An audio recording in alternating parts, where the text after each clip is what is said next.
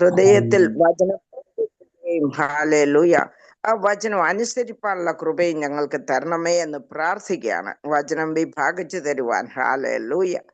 സാറിനെ അഭിഷേകത്തിൽ നിർത്തിയിരിക്കുന്ന കൃപയ്ക്കായിട്ട് സ്തോത്രം, കൊടുത്തിരിക്കുന്ന എല്ലാ അനുഗ്രഹങ്ങൾക്കായിട്ടും സ്തോത്രം ചെയ്യാണ്. കുടുംബമായിട്ട് സാറിനെ അനുഗ്രഹിക്കുന്നു. ഹാലേലൂയ. അപ്പച്ചാ പിതാവേ, കടന്നു വന്ന എല്ലാ മക്കളെയും അനുഗ്രഹിച്ച് പ്രാർത്ഥിക്കുകയാണ്. ഞങ്ങളുടെ ഇന്നത്തെ കൂട്ടായ്മ തിരുനാമ മഹത്വത്തിനായിട്ടും ഞങ്ങളുടെ എല്ലാവരുടെയും അനുഗ്രഹത്തിനും ഞങ്ങളുടെ തലമുറകളുടെ അനുഗ്രഹത്തിനും മുഖാന്തരമാക്കണമേ എന്ന് ക്രിസ്തുയേശുവിൻ നാമത്തിൽ താഴ്മയായി ചോദിക്കുന്നു. കൃപയുണ്ടായി കേൾക്കണമേ നല്ല പിതാവേ, ആമേൻ.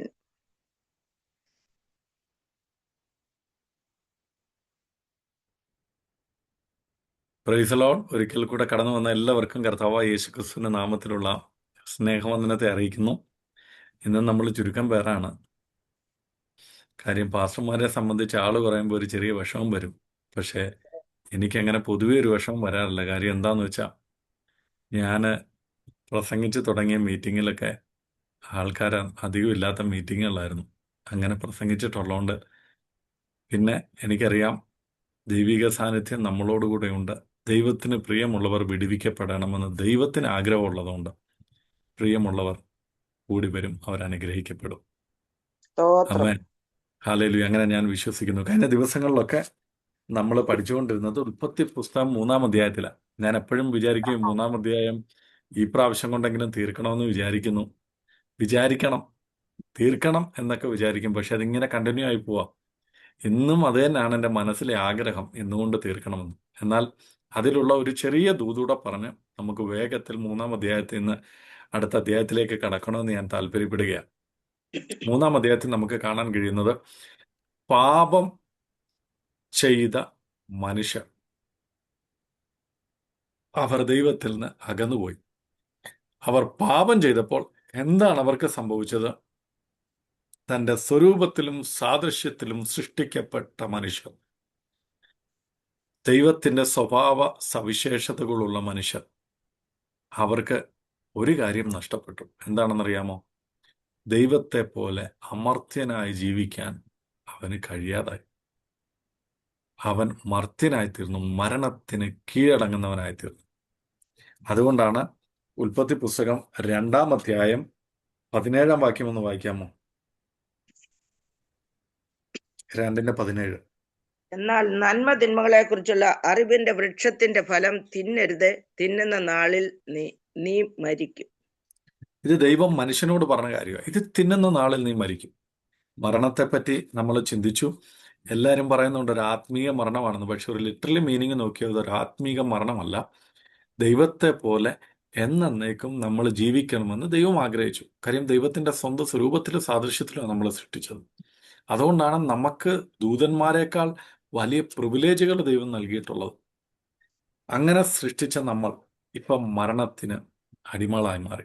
മരണം നമ്മളെ കൈയടക്കി വെക്കുന്ന പ്രകൃതത്തിന് അടിമകളായി മാറി. ഇതിൽ നിന്ന് നമുക്കൊരു വിടുതലുണ്ട്. ഇതിൽ നിന്ന് നമ്മളെ ആര് വിടുവിക്കും?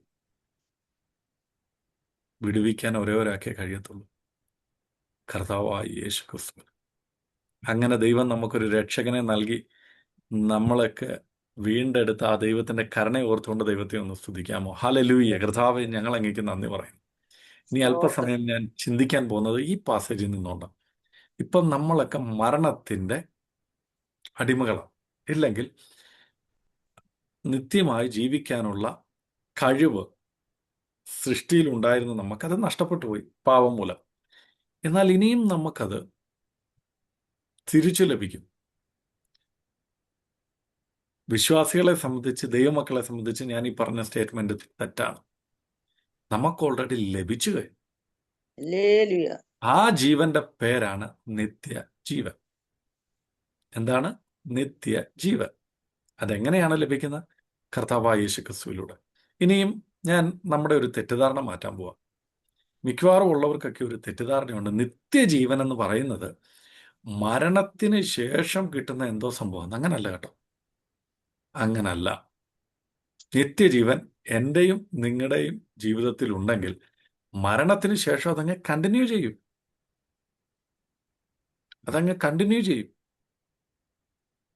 അതുകൊണ്ടാണ് നിത്യജീവൻ എന്ന് പറഞ്ഞിരിക്കുന്നത്. ഒരിക്കലും നശിക്കാത്ത, എന്നേക്കും ജീവിക്കുവാൻ കഴിയുന്ന ആ ജീവൻ അതിപ്പോൾ നമുക്കുണ്ട്. അതെങ്ങനെ നമുക്ക് കിട്ടി, എങ്ങനെ നമുക്ക് നിലനിർത്താമെന്നൊക്കെ ദൈവജനം പറയുന്നുണ്ട്. അങ്ങനെയെങ്കിൽ ഈ മരണത്തിന്റെ അവസ്ഥയിൽ നിന്ന് എങ്ങനെ നമുക്ക് നിത്യജീവൻ പ്രാപിക്കാം എന്നുള്ള കുറച്ച് അനുഗ്രഹത്തിന്റെ വാക്കുകൾ കർത്താവായ യേശുക്രിസ്തു പറഞ്ഞത് നമ്മളൊന്ന് ചിന്തിക്കാൻ പോകുകയാണ്.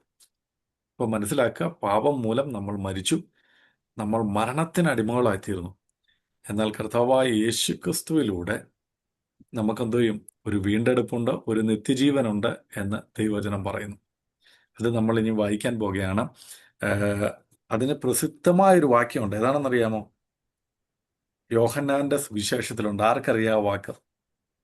നമ്മളൊക്കെ ഒരുപാട് പേര് കാണാൻ പഠിച്ചിട്ടുള്ള എന്റെ വാക്യം. ഏകജാതനായ പുത്രനിൽ വിശ്വസിക്കുന്ന ഏവനും നശിച്ചു പോകാതെ നിത്യജീവൻ പ്രാപിക്കേണ്ടതിന് ദൈവം അവനെ നൽകുവാൻ തക്കോണം ലോകത്തെ സ്നേഹിച്ചു. 3:16 ഇവിടെ പറയുകയാണ്, ഏകജാതനായ പുത്രനിൽ വിശ്വസിക്കുന്ന ഏവനും എന്തോ ചെയ്യത്തില്ല?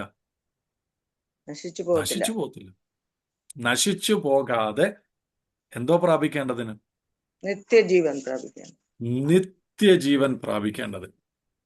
അങ്ങനെയെങ്കിൽ എന്നെ കേൾക്കുന്ന പ്രിയമുള്ളവരെ, നിങ്ങൾക്ക് നിത്യജീവൻ വേണമെങ്കിൽ ഒന്നാമത്തെ ക്രൈറ്റീരിയ നമ്മൾ എന്തോ ചെയ്യണം? കർത്താവായ യേശുക്രിസ്തുവിൽ എന്തോ ചെയ്യണം? വിശ്വസിക്കണം.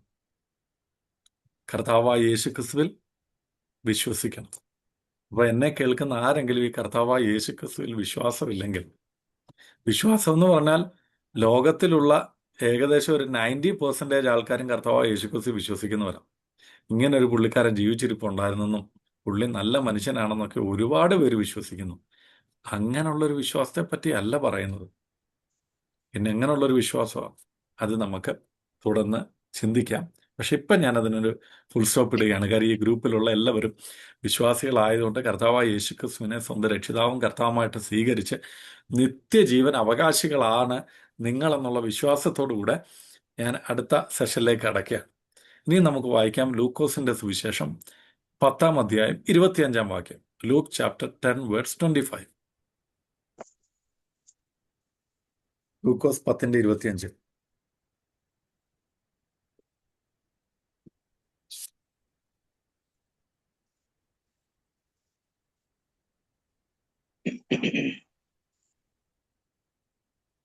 ആർക്കെങ്കിലും കിട്ടിയോ?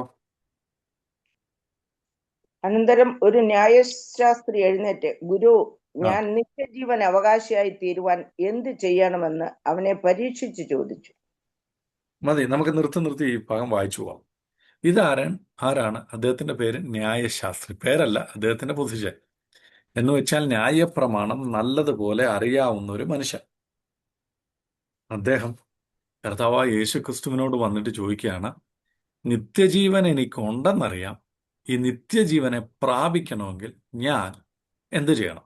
ഇനിയും നിങ്ങൾ ശ്രദ്ധിച്ച് കേൾക്കേണ്ട കാര്യങ്ങൾ.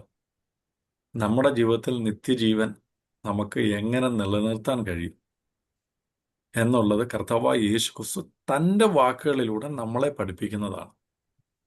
പാപത്താൽ നമുക്ക് നഷ്ടപ്പെട്ട നിത്യജീവൻ നമുക്ക് എങ്ങനെ മടക്കിയെടുക്കാമെന്നുള്ളതിനെ പറ്റിയാണ് ഇന്ന് നമ്മൾ ചിന്തിക്കുന്നത്. തുടർന്നുള്ള വാക്യം വായിച്ചേട്ടാ. അവനോട്, ന്യായപ്രമാണത്തിൽ എന്ത് എഴുതിയിരിക്കുന്നു, നീ എങ്ങനെ വായിക്കുന്നു എന്ന് ചോദിച്ചതിന് അവൻ, മതി. ഇവിടെ പറയാണ് ന്യായപ്രമാണത്തിൽ എന്താണ് എഴുതിയിരിക്കുന്നത്. എന്നിട്ട് അടുത്തൊരു ചോദ്യം, നീ എങ്ങനെ അത് വായിക്കുന്ന? കണ്ടോ, അത് വളരെ പ്രസക്തമായിട്ടുള്ളൊരു ചോദ്യമാണ്. ന്യായപ്രമാണത്തിൽ പല കാര്യങ്ങളും എഴുതിയിട്ടുണ്ടെന്ന് ഈ പുള്ളിക്കറിയാം. കാര്യം പുള്ളി ന്യായശാസ്ത്രിയ, വിദഗ്ധനാ, പണ്ഡിതനാ, സ്ക്രൈബാ. എന്നിട്ട് അദ്ദേഹത്തോട് ചോദിക്കുക, അത് നീ എങ്ങനെ വായിക്കുന്നത്? നിന്റെ അഭിപ്രായം എന്താ അതിനെപ്പറ്റി? നിനക്ക് മനസ്സിലായത് എങ്ങനെ അതിനെപ്പറ്റി? നീ എങ്ങനെ നിന്റെ ജീവിതത്തിൽ ഫോളോ ചെയ്യുന്നത് എന്നാണ് ആ ചോദ്യത്തിന്റെ അർത്ഥം. യെസ്, അടുത്ത വാക്യം തുടർന്ന് വായിച്ചാൽ. കർത്താവിനെ നീ പൂർണ്ണ ഹൃദയത്തോടും പൂർണ്ണ ആത്മാവോടും പൂർണ്ണ ശക്തിയോടും പൂർണ്ണ മനസ്സോടും കൂടെ സ്നേഹിക്കണം എന്നും കൂട്ടുകാരനെ നിന്നെ പോലെ തന്നെ സ്നേഹിക്കണം എന്നും തന്നെ എന്നുത്തരം പറഞ്ഞു. അടുത്ത വാക്കുകൂടെ. അവൻ അവനോട്, നീ പറഞ്ഞ ഉത്തരം ശരി, അങ്ങനെ ചെയ്യുക, എന്നാൽ നീ ജീവിക്കും എന്ന് പറഞ്ഞു. കണ്ടോ അവസാനത്തെ ആ വാക്ക് ശ്രദ്ധിച്ചോ? അങ്ങനെ ചെയ്താൽ, അങ്ങനെയല്ല, സോറി, ഇങ്ങനെ ചെയ്താൽ നീ എന്തോ ചെയ്യും? ജീവിക്കും. അപ്പൊ ഈ പുള്ളിക്ക് എന്താ ജീവനില്ല? പുള്ളി ഇപ്പൊ ജീവനുള്ള ആളല്ലേ? അപ്പൊ പുള്ളി ഇപ്പൊ ജീവിക്കുന്നില്ലേ? ആൾക്ക് ജീവനില്ലേ? ഉണ്ട്. എന്താണ് പിന്നെ കർത്താവായ യേശു ക്രിസ്തു അവിടെ ഉദ്ദേശിച്ചിരിക്കുന്നത്? നിത്യജീവൻ. നിത്യജീവന്റെ കാര്യം. നിത്യജീവന്റെ കാര്യമാണ്. കണ്ടോ, കർത്താവായ യേശു ക്രിസ്തു പറയുകയാണ്, നീ ഇത് ചെയ്താൽ, ഏത് ചെയ്താൽ, മേളി പറയുന്ന കാര്യങ്ങളാ നമുക്ക് ചിന്തിക്കാം. നീ എന്തോ ചെയ്യും? ജീവിക്കും, ജീവിക്കും, ജീവിക്കും. അപ്പൊ നിത്യജീവിതത്തിൽ എന്നേക്കും നമുക്ക് ജീവിക്കണമെങ്കിൽ നമ്മുടെ ജീവിതത്തിൽ അത്യന്താപേക്ഷിതമായ ഘടകങ്ങൾ എന്തൊക്കെയാണെന്നാണ് ഇനിയും നമ്മൾ ചിന്തിക്കാൻ പോകുന്നത്. ആ വാക്യത്തിന്റെ ഒരു വാക്യം മുമ്പൊന്ന് വായിച്ചാട്ടെ. നിന്റെ ദൈവമായ കർത്താവിനെ നീ പൂർണ്ണ ഹൃദയത്തോടും ഇനിയും ശ്രദ്ധിച്ചോണം. എല്ലാരും എന്നോട് ചേർന്നെന്ന് പറയണം. ആന്റി ഒന്ന് ഞങ്ങൾക്ക് വേണ്ടി ഒന്ന് വായിക്കാമോ? നിന്റെ കർത്താവായ യഹോവയെ പൂർണ്ണ ഹൃദയത്തോടും. ഹൃദയത്തോടെ. എല്ലാരും എന്നോടൊന്ന് ചേർന്ന് പറഞ്ഞാട്ടെ. പൂർണ്ണ ഹൃദയത്തോടെ. പൂർണ്ണ ഹൃദയത്തോടെ. രണ്ടാമത് പൂർണ്ണ ആത്മാവോടും. പൂർണ്ണ ആത്മാവോടെ. എല്ലാരും ഒന്ന് പറഞ്ഞാട്ടെ. പൂർണ്ണ ആത്മാവോടെ. പൂർണ്ണ ശക്തിയോടും. പൂർണ്ണ ശക്തിയോടെ. പൂർണ്ണ മനസ്സോടും കൂടെ സ്നേഹിക്കണം. പൂർണ്ണ മനസ്സോടും കൂടെ സ്നേഹിക്കണം. പൂർണ്ണ മനസ്സോടും കൂടെ സ്നേഹിക്കണം. പൂർണ്ണ മനസ്സോടും കൂടെ സ്നേഹിക്കണം. അപ്പൊ എന്തെല്ലാം കാര്യങ്ങൾ ഇവിടെ പറഞ്ഞിരിക്കുന്നത്? പൂർണ്ണ ഹൃദയം, പൂർണ്ണ പൂർണ്ണ ആത്മാവ്, ഹൃദയം, പൂർണ്ണ ആത്മാവ്, പൂർണ്ണ ശക്തി, പൂർണ്ണ മനസ്സ്.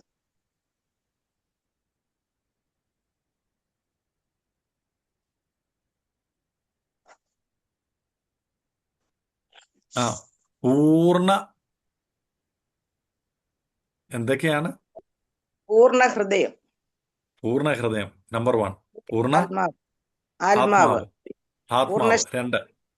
പൂർണ്ണ പൂർണ്ണ ശക്തി, പൂർണ്ണ പൂർണ്ണ മനസ്സ്. മനസ്സ്. അപ്പൊ ഇതിലൊക്കെ എന്ത് വേണം? പൂർണ്ണത വേണം. അപ്പൊ പൂർണ്ണത ഇല്ലെങ്കിലോ? നഷ്ടപ്പെട്ടു. ലില്ലിക്കുട്ടി ആന്റി പറഞ്ഞതുകൊണ്ട് ഒന്ന് പ്രാർത്ഥനയ്ക്ക് കയറിയേക്കാം. പിന്നെ ആ പുള്ളി സൗത്ത് ആഫ്രിക്കയിൽ നിന്ന് കയറുന്നതല്ലേ, 4 പേരെ ഉള്ളെങ്കിൽ നാണക്കേടല്ലേ എന്ന് വിചാരിച്ചൊന്ന് ടിമ്മി ബ്രദർ ലിങ്ക് അയച്ചേർന്ന് ആണല്ലോ എന്ന് വിചാരിച്ച്. അതാണോ?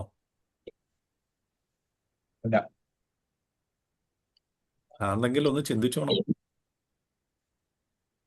അവിടെ എത്തുന്ന കാര്യം ഇച്ചിരി ബുദ്ധിമുട്ടാ. ഈ മെസ്സേജ് അല്ല ഇന്നൊരു പക്ഷെ നിങ്ങൾ കേൾക്കാൻ ഉദ്ദേശിച്ചത്. പക്ഷെ ദൈവിക സാന്നിധ്യം നമ്മുടെ നടുവിലുണ്ടെങ്കിൽ ദൈവത്തിന്റെ വചനം അത് ഹൃദയങ്ങളെ മുറിച്ച് അകത്ത് ചെല്ലുന്നതാ. അത് മുറിക്കുകയും മുറിവ് കെട്ടുന്നതുമാണ്. ഇനി ഞാനത് എൻ്റെതായിട്ടുള്ള കുറച്ച് വാക്യം ഞാനൊന്ന് എക്സ്പ്ലെയിൻ ചെയ്യാം. ഈ ലോകത്തിലുള്ള എല്ലാ സ്നേഹത്തിനും ഒരു ലിമിറ്റുണ്ട്, ആണല്ലോ. ഫോർ എക്സാമ്പിൾ, യോഹന്നാന്റെ സുവിശേഷം 15-ാം അധ്യായം 13-ാം വാക്യത്തിൽ പറയുന്നു, കൂട്ടുകാരന് തൻ്റെ ജീവിതം കൊടുക്കുന്നതിനേക്കാൾ മറ്റൊരു സ്നേഹം ഇല്ല. അങ്ങനെ ഒരു വാക്യമുണ്ട് അല്ലേ? ഒന്ന് വായിക്കാമോ? 15-ന്റെ 13 തന്നെയാണോ?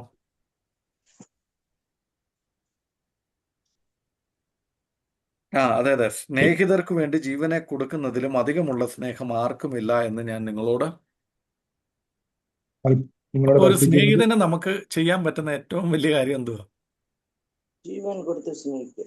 ജീവൻ കൊടുത്ത് അവനെ അങ്ങ് സ്നേഹിക്കുക, അല്ലെങ്കിൽ ജീവൻ കൊടുത്ത് അവനെ രക്ഷിക്കാൻ പറ്റും. പിന്നെ ഈ പറഞ്ഞ വാക്യത്തിൽ തന്നെ പറയുന്നൊരു സ്നേഹമുണ്ട് അയൽക്കാരനോട്.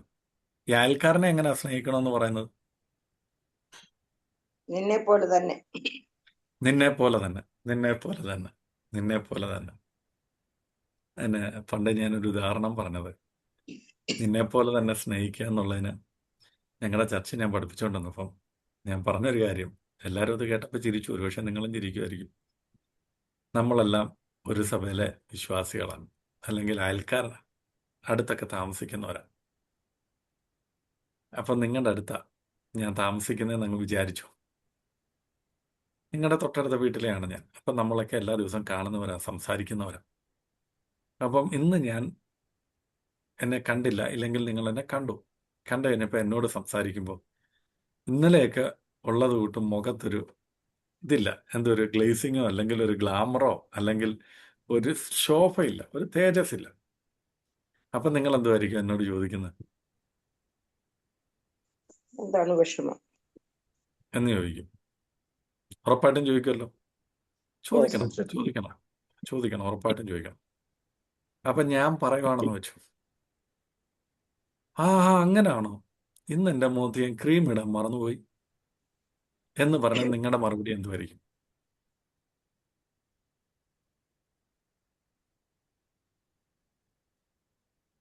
ഒരു സൈക്കോളജിക്കൽ മൂവാണ്. ഞാനൊരു കൗൺസിലർ ആയതുകൊണ്ട് ഞാനൊന്ന് ചോദിച്ചെന്നേ ഉള്ളൂ. എന്തുമായിരിക്കും നിങ്ങളുടെ മറുപടി?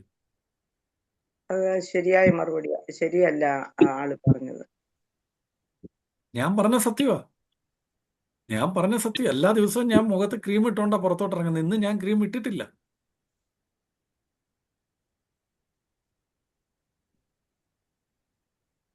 അപ്പം നമ്മൾ ചോദിക്കണം അതെന്താ പറ്റി?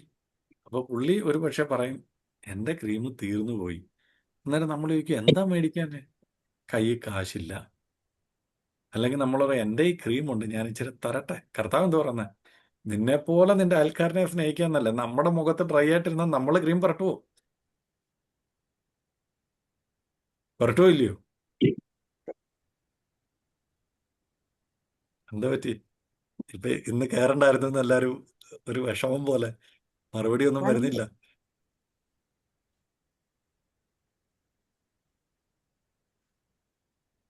അപ്പൊ നമുക്ക് അത് പറ്റത്തില്ല. അപ്പം നമ്മൾ പറയാണ് ശരി എൻ്റെ കയ്യിൽ ഇച്ചിരി ക്രീമുണ്ട്, എന്നാ ഇത് പുരട്ടെ. കാര്യം നമ്മളാണെങ്കിൽ എന്തു ചെയ്യും? നമ്മൾ പുരട്ടും. കർത്താവ് പറഞ്ഞ നിന്നെ പോലെ നിന്റെ അയൽക്കാരനെ എന്തു ചെയ്യും? സ്നേഹിക്കുക. നീ എങ്ങനാണോ ഒരുങ്ങി പുറത്തോട്ട് പോകുന്നത് അതുപോലെ അവനെ കാണാൻ നീ ആഗ്രഹിക്കുക. നീ എങ്ങനാണോ ചെയ്യുന്നത് അതുപോലെ ചെയ്യാൻ ദൈവം സഹായിക്കട്ടെ.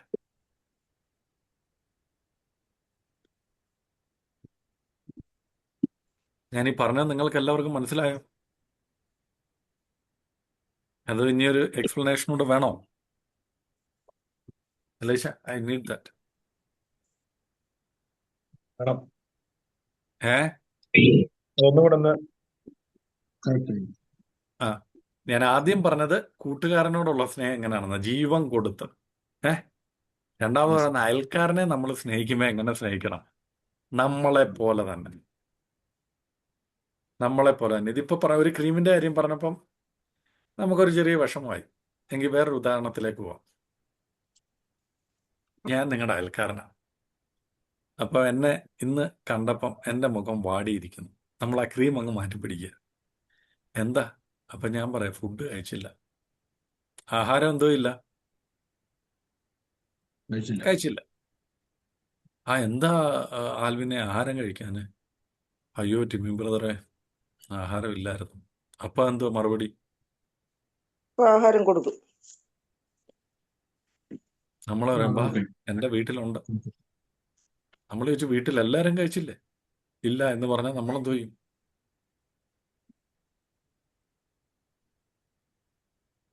നമ്മുടെ ഉറപ്പാണ് കഴിക്കും. സഹോദരനാണ് നമ്മൾ ചെയ്യത്തില്ലേ? തീർച്ചയായിട്ടും. ദൈവം പറയുന്ന നീ അങ്ങനെ നിന്റെ അയൽക്കാരന് വേണ്ടി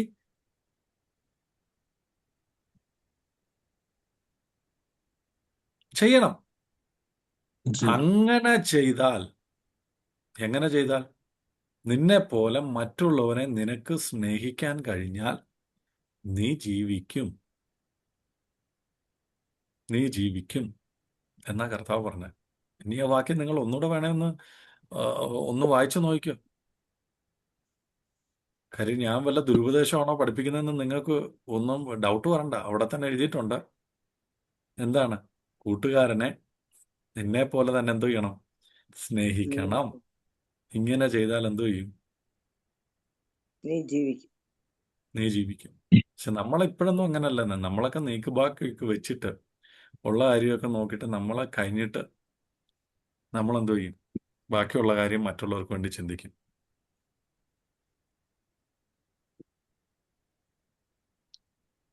ഇനിയും അതിൻ്റെ മുകളിലത്തെ വാക്യത്തിലേക്ക് നമ്മൾ വരികയാണ്. നമ്മളെല്ലാം ചേർന്ന് പറഞ്ഞ വാക്യം, പൂർണ്ണ ഹൃദയത്തോടെ സ്നേഹിക്കണം, പൂർണ്ണ ആത്മാവോട്, പൂർണ്ണ ബലത്തോടെ, പൂർണ്ണ ശക്തിയോടും മനസ്സോട്, പൂർണ്ണ മനസ്സോടും. മനസ്സോട്. ഇപ്പം നമ്മൾ 2 തരത്തിലുള്ള സ്നേഹം കണ്ടു. ഒന്ന് കൂട്ടുകാരനെ, ഒന്ന് മറ്റൊന്ന് അയൽക്കാരനെ. ഇനിയും ഭാര്യ ഭർത്ത ബന്ധത്തെപ്പറ്റി പറയുമ്പോൾ ബൈബിള് പറഞ്ഞിരിക്കുന്നത് എന്തുവാ? എങ്ങനെ സ്നേഹിക്കണമെന്ന്? സ്വന്തം ശരീരത്തെ പോലെ. സ്വന്തം ശരീരത്തെ പോലെ. പിന്നെ വേറൊരു ഉപമ പറഞ്ഞിരിക്കുന്നത് കർത്താവ് സഭയെ സ്നേഹിച്ചതുപോലെ. അതെങ്ങനെ സഭയെ സ്നേഹിച്ചത്? ബൈബിള് പറയുന്നു, നമ്മൾ പാപികളായിരുന്നപ്പോൾ നമ്മളെ സ്നേഹിച്ചതുപോലെ. അൺകണ്ടീഷണൽ ലവ് എന്നൊക്കെ പറയാം. അങ്ങനെ സ്നേഹിക്കണം. അപ്പൊ തിരിച്ച് ഭാര്യയ്ക്കുള്ള സ്നേഹം, ഭാര്യ എങ്ങനെ ഭർത്താവിനെ സ്നേഹിക്കണം?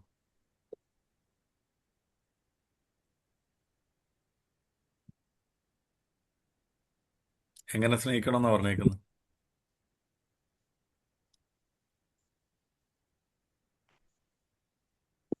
ദൈവമേ, ഇനി ഞാൻ ഫാമിലി കൗൺസിലിങ്ങിന്റെ ക്ലാസ് കൂടെ എടുക്കേണ്ടി വരുമോ?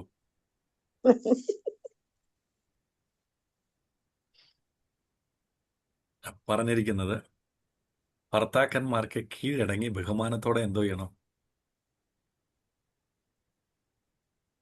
അതാണ് അവർക്ക് കാണിക്കാൻ പറ്റുന്ന ഏറ്റവും വലിയൊരു സ്നേഹം എന്നാണ് ദൈവവചനം പറഞ്ഞിരിക്കുന്നത്.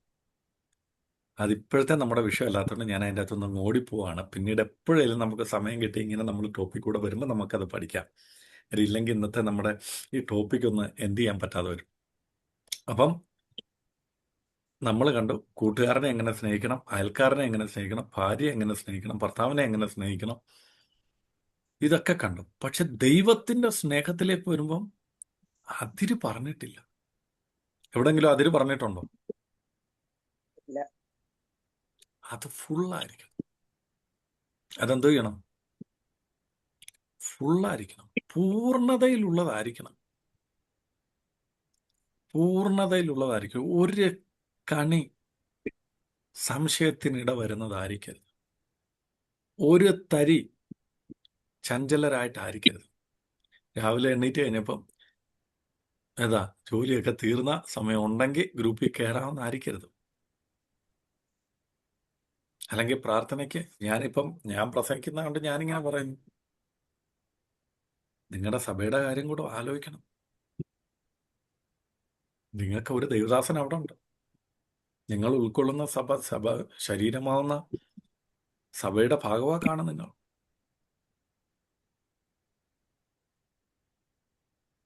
സഭയെപ്പറ്റി പറയുന്നത് മനുഷ്യന്റെ കർത്താവായ യേശു ക്രിസ്തു തലയായിരിക്കുന്ന ശരീരത്തിന്റെ ഭാഗങ്ങളാണ് നമ്മൾ. അതിനെയാണ് സഭയെന്ന് വിളിക്കുന്നത്. എനിക്ക് തോന്നുന്നു ഞാൻ നിങ്ങളോട് പറഞ്ഞിട്ടുള്ള കാര്യമാണ്. ഭയങ്കര ഒരു ഉദാഹരണം അത്, ഭയങ്കര ഒരു ഉദാഹരണം. പിന്നെ രണ്ടാമത് പറഞ്ഞിരിക്കുന്ന ഒരു ഉദാഹരണം ബിൽഡിങ്ങിനോട്, ഒരു കെട്ടിടത്തോട്. ഒന്ന് ആലോചിച്ച് നോക്കിയാൽ ഞാനും നിങ്ങളൊക്കെ ഒരു കെട്ടിടത്തിന്റെ ഭാഗങ്ങളാണ്. അപ്പം എവിടെങ്കിലും വെച്ചിരിക്കുന്ന ബ്രിക്സ് ആണ്, അല്ലെ കട്ടകളാണെന്ന് വിചാരിച്ചു, അല്ലെ കല്ലുകളാണെന്ന് വിചാരിച്ചു. ക്രിസ്തു എന്ന മൂലക്കല്ലിനോട് ചേർത്ത് വെച്ച് പണിയപ്പെട്ടതാണ് നമ്മൾ. പത്രോസിന്റെ വാക്കുകൾ പറഞ്ഞ ക്രിസ്തു എന്ന ജീവനുള്ള കല്ലിന്റെ അടുക്കൽ വന്നിട്ട് നമ്മളും ജീവനുള്ള കല്ലുകളായി തീർന്നിരിക്കുന്നതാണ്. അങ്ങനെ ബിൽഡ് ചെയ്ത് വെച്ചേക്കുന്നതാണ് ഈ സഭ. അപ്പം നമ്മുടെ സഭ നമ്മളിങ്ങനെ ഒരു ബിൽഡിങ്ങാണ്. ഞാൻ അതിൻ്റെ അകത്തെ ഒരു കല്ല. ഈ കല്ല് തോന്നുമ്പം അങ്ങ് ഇറങ്ങിപ്പോവാന്ന് വെച്ചോ, ഇന്ന് മുതൽ ഞാനിവിടെ ഇല്ല, അല്ലെങ്കിൽ ഇന്ന് ഞാനില്ല എന്ന് പറഞ്ഞൊരു കല്ല് പോയാൽ എങ്ങനെ ഇരിക്കും? എങ്ങനെ ആയിരിക്കും ആ ബിൽഡിങ്ങിന്റെ അവസ്ഥ?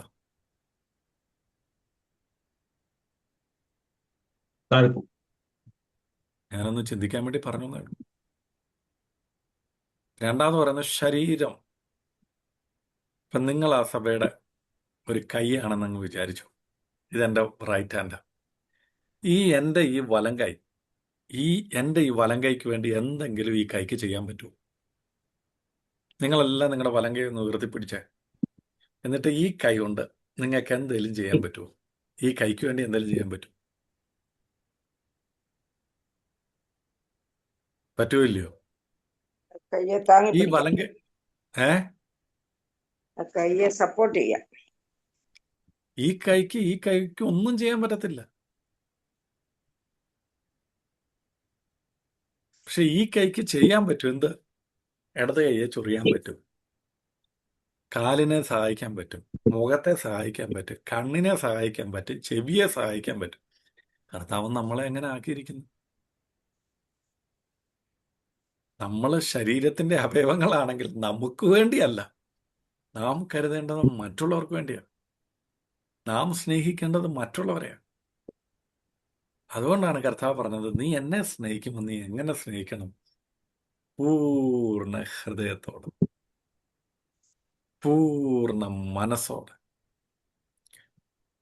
പൂർണ്ണ ബലത്തോടെ, പൂർണ്ണ ആത്മാവോടെ. പൂർണ്ണതയിലായിരിക്കും, പൂർണ്ണത. അങ്ങനെയെങ്കിൽ ഇന്ന് തൊട്ട് നമ്മൾ പ്രാർത്ഥിച്ചു തുടങ്ങേണ്ട ഒരു കാര്യമുണ്ട്. കർത്താവേ, പൂർണ്ണതയിൽ, പൂർണ്ണ മനസ്സോടെ. ഇത് നമ്മൾ പൊതുവെ കേൾക്കുന്നത് എപ്പോഴാണെന്നറിയാവോ? ആരാധനയുടെ സമയത്താണ്. പാസ്റ്റർമാർ പറയും, എല്ലാവരും പൂർണ്ണ മനസ്സോടെ ആരാധിച്ചാട്ടെ, പൂർണ്ണ ശക്തിയോടെ ആരാധിച്ചാട്ടെ. ഈ ആരാധനയേക്കാൾ വലിയൊരു കാര്യമാണ് നിത്യജീവൻ. നിത്യജീവിതത്തിൽ മുഴുവൻ ആരാധനയുള്ളൂ. അങ്ങനെയെങ്കിൽ അതിൻ്റെ ഒന്നാമത്തെ ഘടകമെന്ന് പറയുന്നത് എന്ത്? ദൈവത്തിൻ്റെ കൽപ്പനകൾ അനുസരിച്ച് ദൈവത്തെ പൂർണ്ണ ഹൃദയത്തോടെ, പൂർണ്ണ ആത്മാവോടെ, പൂർണ്ണ ബലത്തോടെ, പൂർണ്ണ മനസ്സോടെ ദൈവത്തെ സ്നേഹിച്ചാൽ, കൂട്ടുകാരനെ നിന്നെപ്പോലെ തന്നെ നീ സ്നേഹിച്ചാൽ, ദൈവവചനം പറയുന്നു, നീ ജീവിക്കും, നിനക്ക് നിത്യ ജീവൻ ഉണ്ടാകും. ഉണ്ടാകും. ആവർത്തന പുസ്തകം 6-ാം അധ്യായം 5-ാം വാക്യം. ആവർത്തനം 6:5.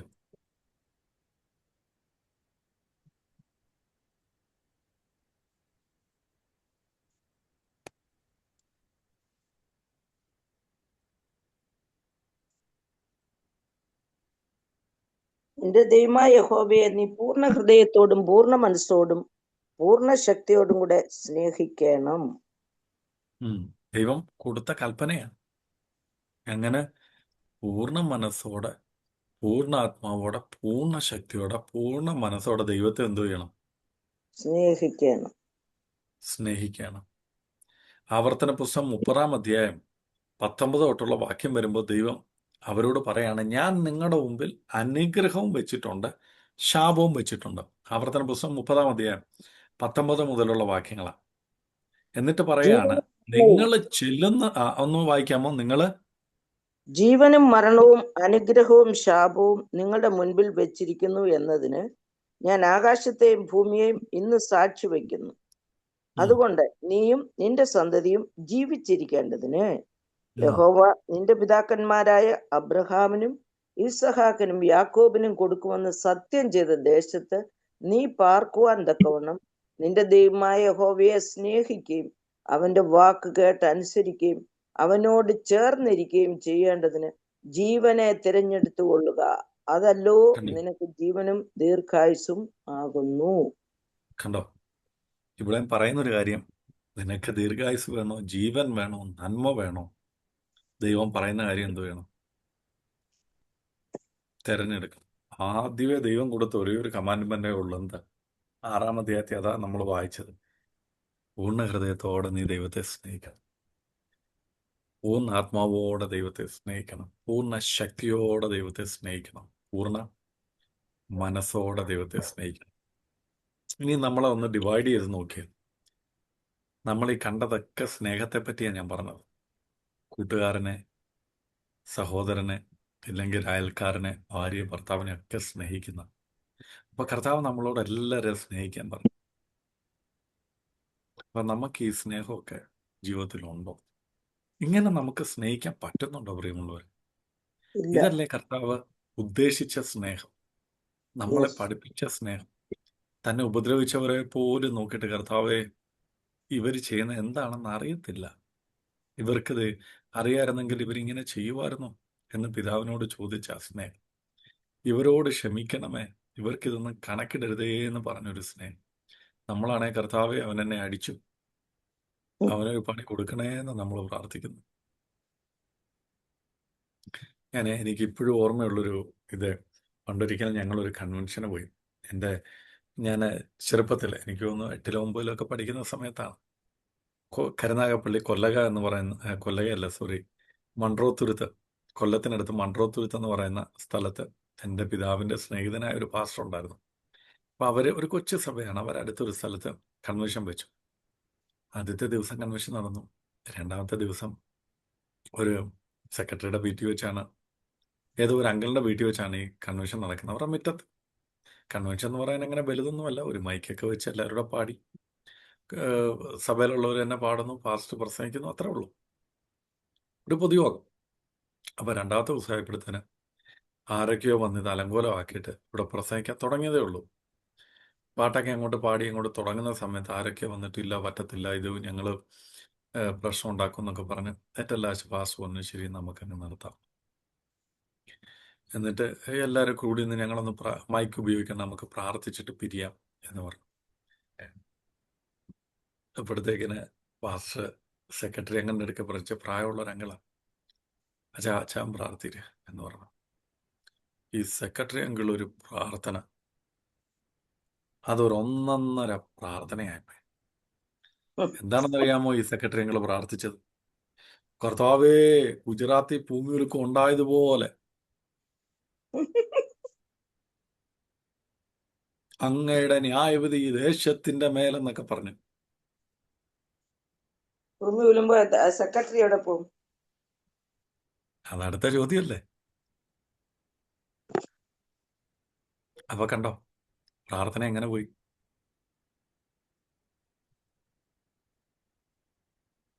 പ്രാർത്ഥന എങ്ങനെ പോയി?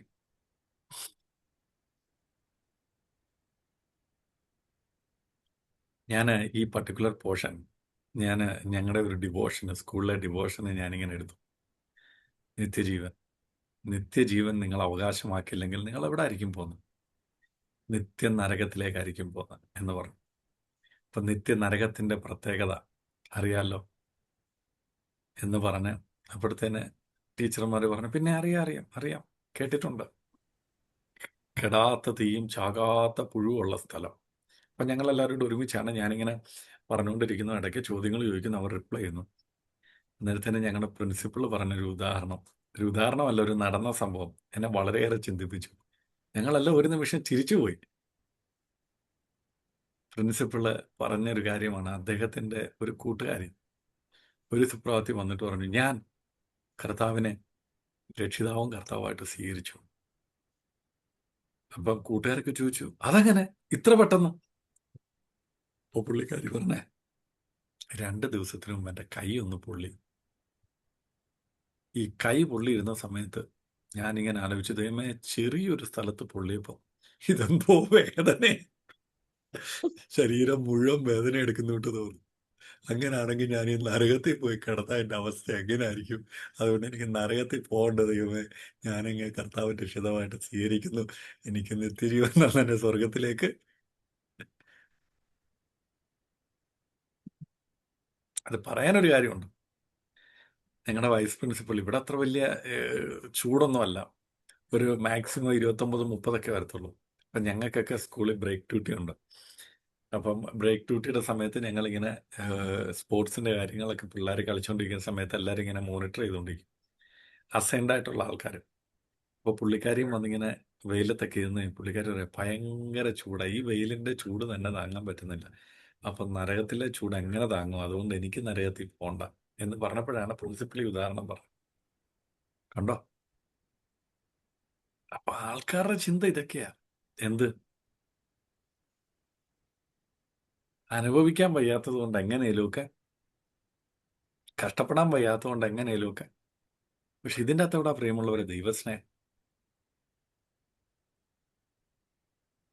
അതുകൊണ്ടാണ് കർത്താവ് നമ്മളോട് പറയുന്നത്, നീ എന്നെ സ്നേഹിച്ചാൽ അത് പൂർണ്ണതയിലായിരിക്കണം, അത് പൂർണ്ണ ഹൃദയത്തോടായിരിക്കണം. പൂർണ്ണ ആത്മാവോടായിരിക്കണം, പൂർണ്ണ ശക്തിയോടായിരിക്കണം, പൂർണ്ണ മനസ്സോടായിരിക്കണം.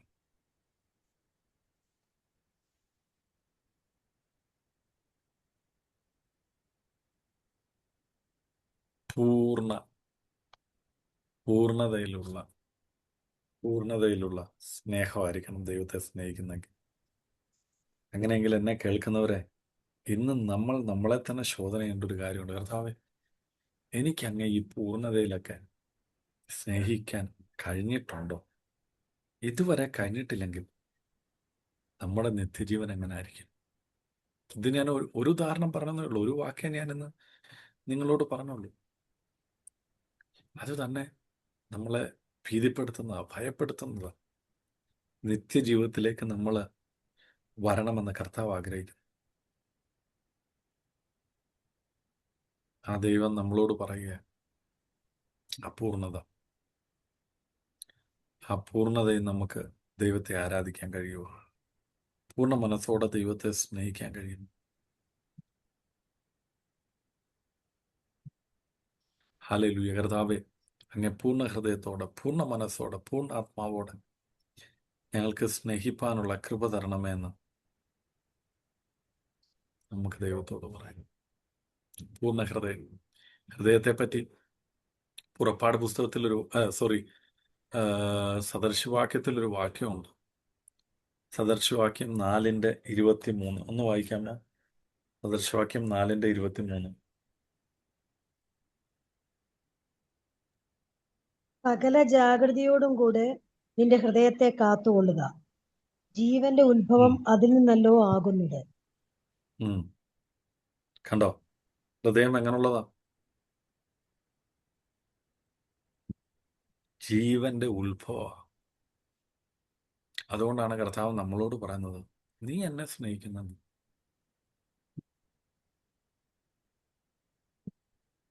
പൂർണ്ണതയിലായിരിക്കണം, പൂർണ്ണ ഹൃദയത്തോട്. നമുക്ക് ഒരുപാടൊക്കെ പാടാനും പ്രാർത്ഥിക്കാനും ഒക്കെ ദൈവ സ്നേഹത്തെ പറ്റിയൊക്കെ പാടുന്നവരൊക്കെ. ഈയിടെ ഇറങ്ങിയൊരു പാട്ടുണ്ട്, എനിക്ക് ഭയങ്കര ഇഷ്ടപ്പെട്ട ഒരു പാട്ടാണ്.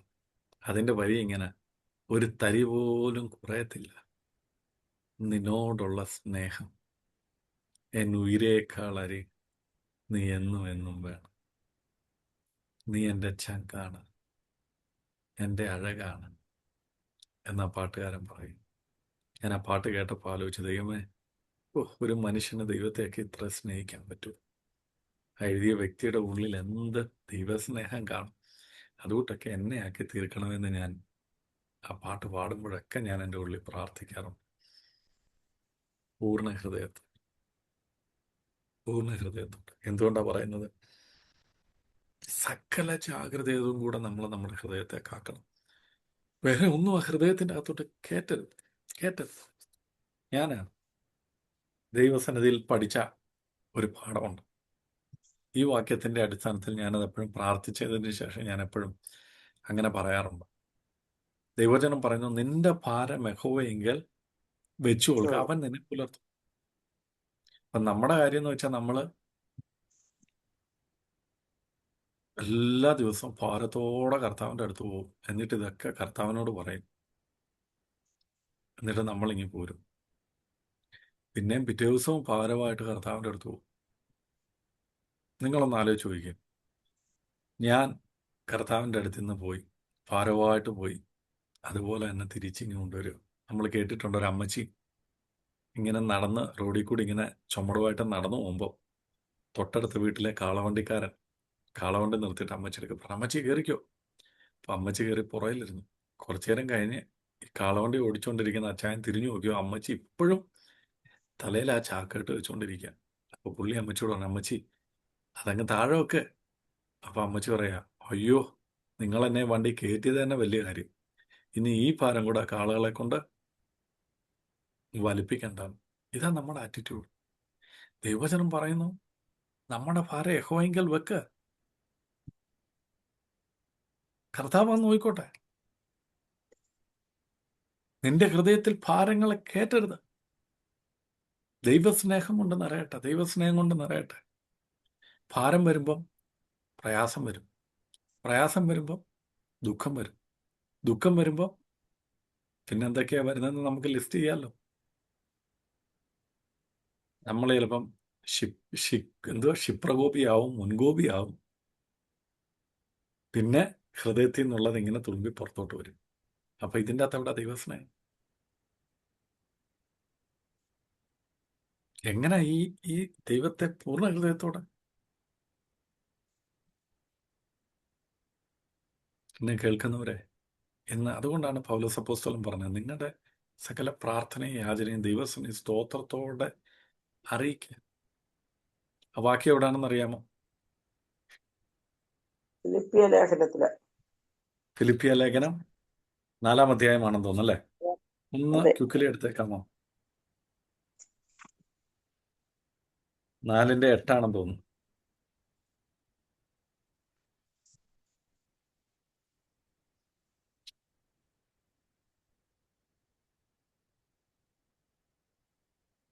ഒടുവിൽ സഹോദരന്മാര്, ആ 6 ഒന്നിനെക്കുറിച്ചും വിചാരപ്പെടരുത്. എല്ലാറ്റിലും പ്രാർത്ഥനയാലും അപേക്ഷയാലും നിങ്ങളുടെ ആവശ്യങ്ങൾ സ്തോത്രത്തോടുകൂടെ ദൈവത്തോട് അറിയിക്കുക അത്രേ വേണ്ടത്. ഇവിടെ പറയുന്നു നമ്മളെന്ത് ചെയ്യും? ഒന്നിനെ പറ്റി എന്തോ വരുത്, വിചാരപ്പെടരുത്. നമ്മളെങ്ങനാണോ? നമുക്ക് എന്തെങ്കിലും ഉണ്ടെന്ന് വെച്ചാൽ വിചാരമേ ഉള്ളൂ. എന്ത് വിചാരം? ഇപ്പം വിചാരിക്കുന്ന ആ വിചാരം അതേ നമുക്ക് ഉള്ളൂ. നമ്മൾ പറയുന്ന ചാവുന്നിടം വരെ നമ്മുടെ കൂടെ കാണുന്ന ഇതാണെന്ന ഏത് ഈ വിചാരം. അങ്ങനെ വിചാരിച്ചാൽ അത് ആ നിമിഷം വരെ അവിടെ കാണും. ചിലപ്പം നമ്മൾ ചത്തു കഴിഞ്ഞാലും ബാക്കിയുള്ളവർ പറയും, അയ്യോ എൻ്റെ അമ്മച്ചിയുടെ വിചാരം ഇതായിരുന്നേ എന്ന് മക്കൾ പറയും. ഇവിടെ പറയുകയാണ്, നിങ്ങളെന്ത് ചെയ്യും? ഒന്നിനെ കുറിച്ചും എന്ത് വരുത്, വിചാരപ്പെടരുത്. എന്നിട്ട് പുള്ളിക്കാരൻ വിചാരപ്പെടണ്ട എന്നുള്ളതിൻ്റെ ടിപ്സാണ് അവിടെ പറഞ്ഞിരിക്കുന്നത്. എന്താണ്? എല്ലാറ്റിനും പ്രാർത്ഥനയാലും അപേക്ഷയാലും നിങ്ങളുടെ ആവശ്യങ്ങൾ സ്തോത്രത്തോടുകൂടെ ദൈവത്തെ എന്തോ ചെയ്യണം? അറിയിക്കണം. നമുക്ക് അപേക്ഷിക്കാൻ പറ്റും, സ്തോത്രത്തോടുകൂടെ ദൈവത്തെ എന്തോ ചെയ്യാൻ പറ്റും. അപ്പൊ ഈ സ്തോത്രത്തോടുകൂടെ അറിയിക്കുക എന്ന് പറഞ്ഞാൽ എങ്ങനെയാണ് അറിയിക്കുന്നത്?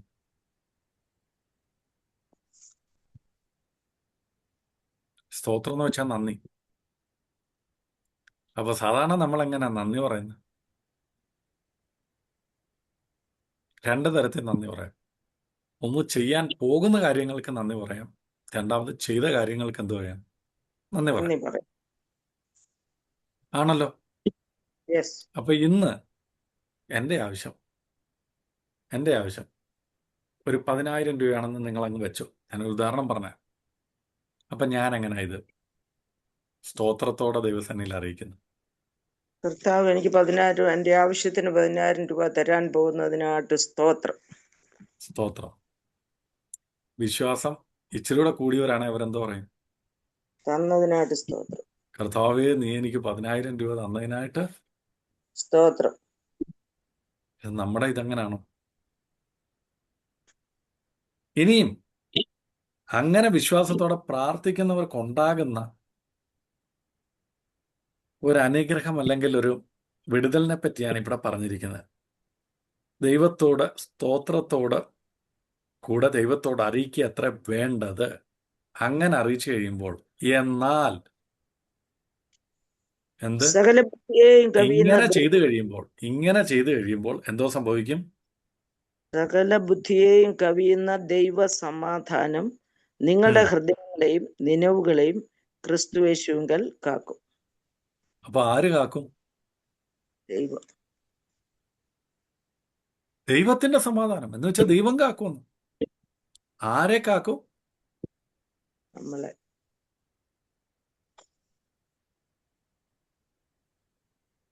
ആരെ കാക്കും? വിശ്വാസത്തോടെ പ്രാർത്ഥിക്കുന്നവരെ.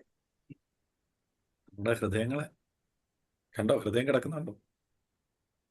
പൂർണ്ണത വരുന്നുണ്ടോ?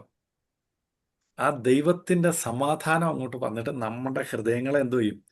അങ്ങോട്ട് നിറയും, കാക്കും.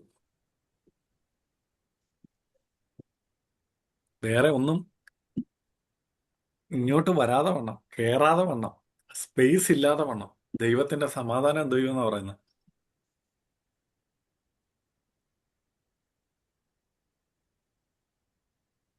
എന്തോ പറ്റി എല്ലാവരും സൈലന്റ് ആയിപ്പോയെ? ഇവിടെ പറയുകയാണ്, നമ്മൾ സ്തോത്രത്തോടെ വിശ്വാസത്തോടെ ദൈവത്തിന്റെ കരങ്ങളിലേക്ക് നമ്മുടെ കാര്യങ്ങൾ കൊടുക്കുമ്പോൾ ദൈവത്തിന്റെ സമാധാനം നമ്മുടെ ഹൃദയങ്ങൾ എന്തു ചെയ്യും? കാക്കും. നമ്മൾ കേട്ടു എന്തിനു വേണ്ടിയാണ് ഹൃദയങ്ങളെ കാക്കേണ്ടതെന്ന്. കാര്യം അതിൽ നിന്നാണ് ജീവന്റെ ഉത്ഭവം. ഹൃദയത്തിൽ തോന്നുന്ന ചിന്തകൾ കൊണ്ടാ പലരും, നമ്മൾ കണ്ടു റീസെന്റ് 2-3 ദിവസത്തിന് മുമ്പ്, ഏതായാലും 900 കോടിയോളം വെറുത്തുള്ളൊരു മനുഷ്യനാ ആത്മഹത്യ ചെയ്തു. തോക്കെടുത്ത് വെടിവെച്ച് ആത്മഹത്യ ചെയ്തു. എന്തുകൊണ്ട്? കാശില്ലായിട്ടാണോ? സമാധാനമില്ലാത്തത്. ഒരു നിമിഷം ഹൃദയം പറഞ്ഞു, എടാ ഇനിയും ജീവിച്ചിരുന്നിട്ട് എന്തോ ഇല്ല, കാര്യമില്ല. പക്ഷെ ദൈവവചനം പറയുന്നു, നമ്മുടെ ഹൃദയങ്ങളെ കാക്കാൻ കഴിയുന്ന ഒരു ദൈവീക സമാധാനമുണ്ട്.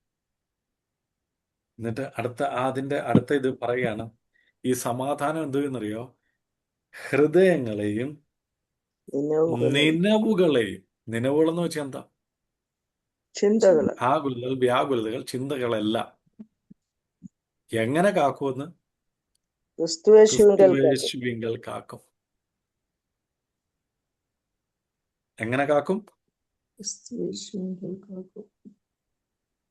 അതിന്റെ അർത്ഥം എന്തോ?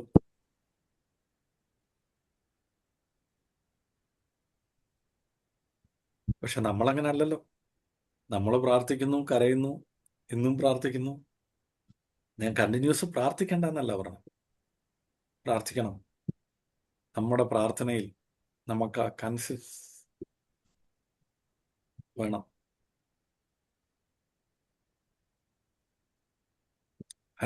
It will guard your hearts and your mind in Christ Jesus. ക്രിസ്തുവേശുവിങ്കൽ നമ്മളെ കാക്കും, നമ്മുടെ ഹൃദയങ്ങളെ കാക്കും. കണ്ടോ? ഹൃദയം, പൂർണ്ണ ഹൃദയത്തോടെ. ഇന്നും വേറെന്തേലും നമ്മുടെ ജീവിതത്തിൽ, നമ്മുടെ ഹൃദയത്തിലുണ്ടെങ്കിൽ കർത്താവിനോട് ഒരു, കർത്താവ് ഇതെല്ലാം ഞാനങ്ങ് കളയുക. എൻ്റെ ഹൃദയത്തിൽ അങ്ങ് മതി, അങ്ങയോടുള്ള സ്നേഹം എനിക്ക് മതി. ഒരു തരി പോലും കുറയാതെ ആ സ്നേഹം എൻ്റെ ജീവിതത്തിൽ എനിക്ക് വേണം. എനിക്കതല്ലാതെ വേറെ നിവൃത്തിയില്ലപ്പ. എൻ്റെ ഹൃദയത്തിൽ ഇന്ന് ഭാരമാണ്.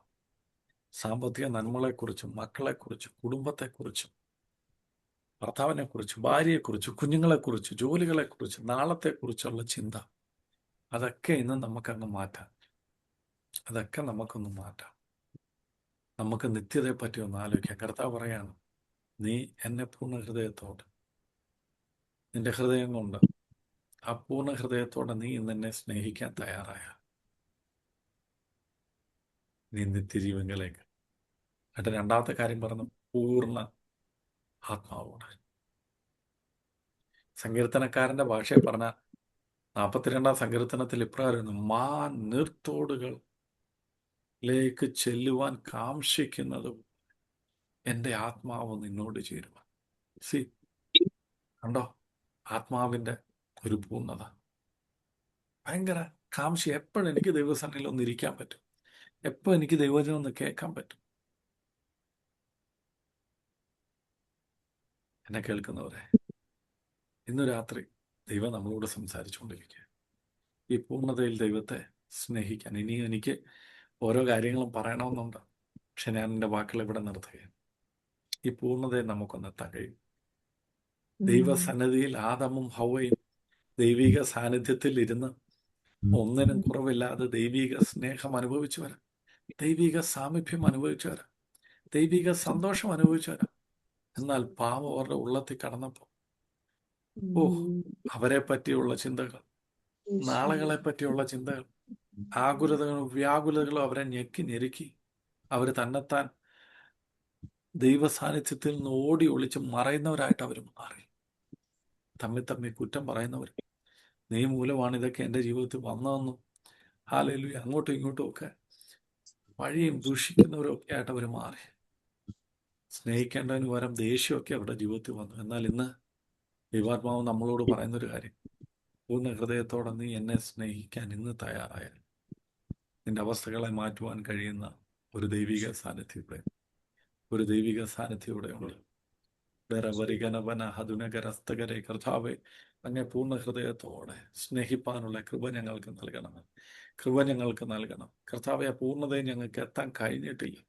ഇപ്പോഴും ഞങ്ങളുടെ ഹൃദയത്തിൽ മറ്റു പല കാര്യങ്ങളും ഉണ്ട്. ഇന്ന് അതൊക്കെ ഞങ്ങൾ അങ്ങ് മാറ്റുക. ആ സകല ബുദ്ധിയെ കവിയുന്ന ദൈവത്തിൻ്റെ സമാധാനം ഞങ്ങളുടെ ഹൃദയങ്ങളിൽ ഒന്ന് വസിക്കട്ടെ. ഹൃദയങ്ങളെ കാക്കട്ടെ. ഞങ്ങളുടെ നിലവുകളെ, ഞങ്ങളുടെ ചിന്തകളെ, ഓ ഹല്ലേലൂയ ഹല്ലേലൂയ, ദൈവിക സാന്നിധ്യം ക്രിസ്തുയേശുവിൽ കാക്കട്ടെ. കർത്താവെ, അങ്ങനെ പല വിചാരങ്ങളും വികാരങ്ങളൊക്കെ ഉള്ളതുകൊണ്ടാണ് പല അനാവശ്യമായ വാക്കുകളും ഞങ്ങളുടെ വായിൽ നിന്ന് വന്നു പോയത്. ഞങ്ങളുടെ കുടുംബത്തെ പറ്റി, കുഞ്ഞുങ്ങളെ പറ്റി, മറ്റു പലരെ പറ്റി ഞങ്ങളുടെ വായിക്കൂടും. ഹൃദയം നിറഞ്ഞു തുളുമ്പുന്നതല്ലോ വാ സംസാരിക്കുന്നത്. ഞങ്ങളോട് ക്ഷമിക്കണമേ, ഞങ്ങളോട് ക്ഷമിക്കണമേ. ഓ ദൈവസ്നേഹം ഞങ്ങളുടെ കുടുംബത്തിൽ പ്രതിഫലിപ്പിക്കട്ടെ. ഉടവലരികന ശംഥനരികന അസ്തുരവരരികനവനെ ഉടവൽഖനരീകന രാജകരം പൗടാരികന. കർത്താവേ, ഹല്ലേലൂയ, ഞങ്ങൾക്ക് അങ്ങേ പൂർണ്ണമായി സ്നേഹിപ്പാനുള്ള കൃപ. ഹല്ലേലൂയ, ഞങ്ങളുടെ ഹൃദയത്തിൽ ദൈവസ്നേഹം നിറയട്ടെ. ആ പൂർണ്ണതയോടെ ദൈവത്തെ സ്നേഹിപ്പാൻ ഞങ്ങളെ സഹായിക്കണം. ഓ ഹല്ലേലൂയ, കർത്താവ്, ജീവനും ഹല്ലേലൂയ മരണവും ഞങ്ങളുടെ മുമ്പിലുണ്ട്, അനുഗ്രഹവും ശാപവും ഞങ്ങളുടെ മുമ്പിലുണ്ട്. എന്നാൽ ആ ജീവൻ തിരഞ്ഞെടുക്കുവാൻ, ആ നിത്യജീവൻ തിരഞ്ഞെടുക്കുവാൻ, ആ അനുഗ്രഹങ്ങൾ തിരഞ്ഞെടുക്കുവാൻ അങ്ങ് ഞങ്ങളെ സഹായിക്കണം. Hallelujah hallelujah. ഒരു തരി പോലും കുറയില്ല നിന്നോടുള്ള സ്നേഹം, എന്നുയിരേക്കാൾ അരികിൽ നീ എന്നും എന്നും വേണം. ഒരു തരി പോലും കുറയില്ല നിന്നോടുള്ള സ്നേഹം, എന്നുയിരേക്കാൾ അരികിൽ നീ എന്നും എന്നും വേണം. എന്റെ ചങ്കാണേ, എന്റെ ഉയിരാണേ, എന്റെ അഴകാണേ, അമൃതാണേ യേശു. എന്റെ ചങ്കാണേ, എന്റെ ഉയിരാണേ, എന്റെ അഴകാണേ, അമൃതാണേ യേശു. കർത്താവേ, ഞങ്ങൾ അങ്ങേ സ്നേഹിക്കുന്നു. അങ്ങേ ഒരു തരി പോലും കുറയാതെ അപൂർണതയിൽ സ്നേഹിക്കുവാൻ അങ്ങ് ഞങ്ങളെ സഹായിക്കണം. ഞങ്ങളെ പൂർണ്ണ ആത്മാവോട് അങ്ങ് സ്നേഹിക്കും. പൂർണ്ണ ശക്തിയോട് അങ്ങ് ഞങ്ങൾക്ക് തന്ന ഈ ആരോഗ്യം, ഈ ശക്തി, ഈ സമയം, ഞങ്ങൾക്ക് തന്ന നന്മകൾ കൊണ്ട് അങ്ങേ സ്നേഹിക്കാൻ അങ്ങ് ഞങ്ങളെ സഹായിക്കും. പലപ്പോഴും മനസ്സോടെയാണ്, എന്നാൽ പൂർണ്ണ മനസ്സോടെ അങ്ങേ ആരാധിപ്പാൻ, അങ്ങേ സ്നേഹിപ്പാൻ കർത്താവേ, അടിയനെ ഈ കേട്ട ഓരോ വ്യക്തി ജീവിതങ്ങളെയും അങ്ങ് സഹായിക്കണം. ഞങ്ങൾക്ക് ആ നിത്യജീവൻ വേണം. ഞങ്ങൾ ആ നിത്യജീവൻ അവകാശികളായിത്തീരുന്നു. Hallelujah hallelujah hallelujah. കർത്താവെ, അങ്ങ് സഹായിക്കണം എന്ന് ഞങ്ങൾ അങ്ങയോട് അപേക്ഷിക്കുന്നു. അങ്ങ് ഞങ്ങളുടെ പ്രാർത്ഥനയും യാചനയും കേട്ടതിനാൽ സ്തോത്രം. യേശുവിൻ നാമത്തിൽ തന്നെ ആമേൻ ആമേൻ ആമേൻ. ഇനിയും ഇതിനെപ്പറ്റി പറയാനാണെങ്കിൽ കുറച്ച് കാര്യങ്ങളൂടെ ഉണ്ട്. കർത്താവായ യേശു ക്രിസ്തു പറഞ്ഞ കാര്യം, ഞാൻ തന്നെ പുനരുത്ഥാനം ജീവനുമാകുന്നു. എന്നിൽ വിശ്വസിക്കുന്നവൻ എന്തോ ചെയ്യും? എന്മൂലം ജീവിക്കും. ഞാൻ ജീവനുള്ള അപ്പമാകുന്നു. എന്നെ ഭക്ഷിക്കുന്നവൻ എന്മൂലം ജീവിക്കും. അങ്ങനെ പല കാര്യങ്ങളുണ്ട്. ഞാൻ അതിൻ്റെ ഒരു പോർഷൻ ഇന്ന് കവർ ചെയ്തേ ഉള്ളൂ. ദൈവം എല്ലാവരെയും ധാരാളമായിട്ട് അനുഗ്രഹിക്കട്ടെ. അപ്പം നമ്മൾ പ്രാർത്ഥിക്കുക. ദൈവത്തെ പൂർണ്ണ ഹൃദയത്തോടെ, പൂർണ്ണ ആത്മാവോടെ, പൂർണ്ണ ബലത്തോടെ, പൂർണ്ണ മനസ്സോടെ സ്നേഹിപ്പാൻ ദൈവം നമ്മളെ സഹായിക്കട്ടെ. അങ്ങനെ നമ്മൾ ദൈവത്തെ സ്നേഹിക്കുമ്പോൾ നമ്മുടെ ഹൃദയത്തിൽ പൂർണ്ണ സമാധാനം, ഈ ദൈവിക സ്നേഹം കൊണ്ട് നിറയും. അങ്ങനെ നിറഞ്ഞു കഴിയുമ്പോൾ പിന്നെ നമ്മുടെ വായിൽ കൂടെ വരുന്നത് ഈ ദൈവസ്നേഹത്തിന്റെ വാക്കുകളായിരിക്കും, ദൈവസ്നേഹത്തിന്റെ പ്രതിഫലനമായിരിക്കും. അത് നിങ്ങളുടെ കുടുംബങ്ങളിൽ, നിങ്ങളുടെ തലമുറകളുടെ മേൽ, നിങ്ങളുടെ സഭയിൽ, നിങ്ങളായിരിക്കുന്ന സ്ഥാനത്ത്, ഏത് സ്ഥാനത്ത് ദൈവം നിങ്ങളെ ആക്കി, അവിടെ ഈ പൂർണ്ണതയിൽ ദൈവത്തെ സ്നേഹിപ്പാൻ, സേവിപ്പാനും ദൈവം നിങ്ങളെല്ലാവരെയും സഹായിക്കട്ടെ എന്ന് ആത്മാർത്ഥമായിട്ട് ഞാനും പ്രാർത്ഥിക്കുന്നു. ഞങ്ങൾക്കും വേണ്ടി പ്രാർത്ഥിക്കണമെന്ന് ഞാനും അപേക്ഷിക്കുന്നു. എല്ലാവരെയും ദൈവം ധാരാളമായിട്ട് അനുഗ്രഹിക്കട്ടെ. അടുത്ത ആഴ്ച നമുക്ക് കാണാം. Thank you.